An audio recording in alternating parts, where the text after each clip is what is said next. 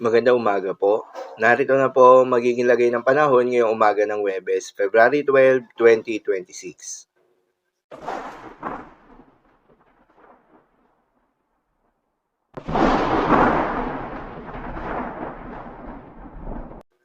Sa kasalukuyan na tayong sa pag-asa, shear line o yung banggaan ng malamig na northeast monsoon at mainit na easterlies ang patuloy ngayong nakakaapekto sa may eastern section ng southern Luzon at Visayas.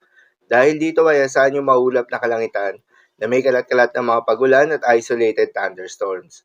Habang northeast monsoon o hanging amihan ang nakakaapekto naman sa nalalabing bahagi pa ng Luzon kasama ng Metro Manila. Dahil dito ay asahan yung maulap na kalangitan na may kasamang mahihina hanggang sa katamtaman ng mga pagulan.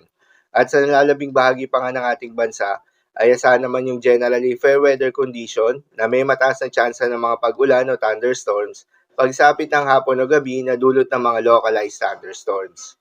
Magandang balita naman dahil ayon sa pag-asa ay wala pa rin tayong binabantayan na low pressure area o bagyo sa loob o malapit sa Philippine Area of Responsibility na maring makaapekto sa ating bansa.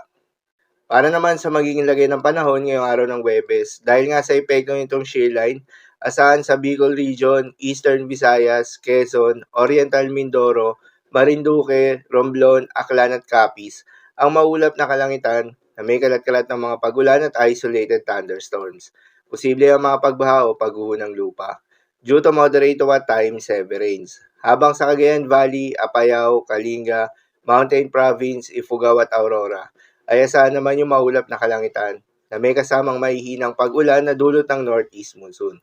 Habang sa Metro Manila, Ilocos Region, nalalabing bahagi ng Cordillera Administrative Region, Central Luzon at Calabarzon, ay asahan naman yung bahagyang maulap hanggang sa maulap na kalangitan na may kalat-kalat ng mga mahihinang pag-ulan na dulot pa rin ng northeast monsoon.